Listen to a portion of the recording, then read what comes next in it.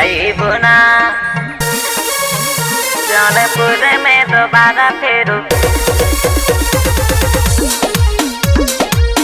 आइबो ना बबुआ के खुश तो म्यूजिक बाय अरविंद राज। साटा पायल बानी सुनाए बाबू मनवा पे अपने तो रखा हो काबू। ए बाबू सुना साटा पायल बानी सुनाए बाबू मनवा पे अपने तो रखा हो काबू। सुना लागल दिल पे तिया बुझाइबो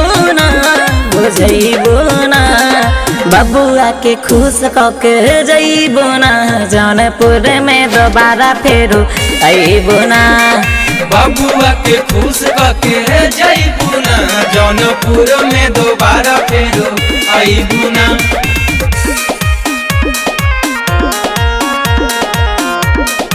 गीता रिकॉर्डिंग स्टूडियो नेवादा अंबेडकर नगर।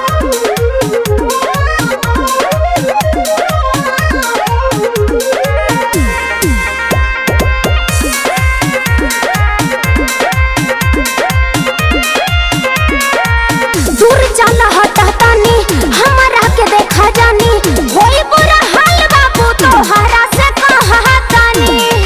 अच्छा सुना बोला खाली रतिये के बात बाए रानी कर लेवे गाना आज मन मानी कहीं ऐसन दीवाना फिर पैबू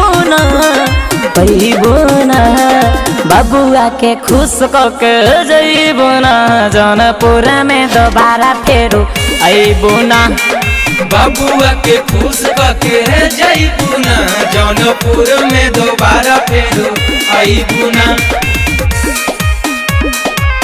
आइबो ना जौनपुर में दोबारा फेरू आइबो ना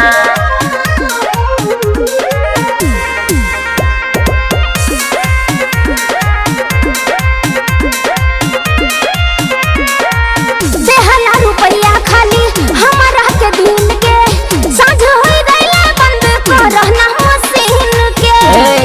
अभी तो शुरू भइल बा अरे हटा संतोष राज के कसूर न बरानी पगलैले तोहर देखी के जवानी टोनी संदीप सजनवा के भूलैबो ना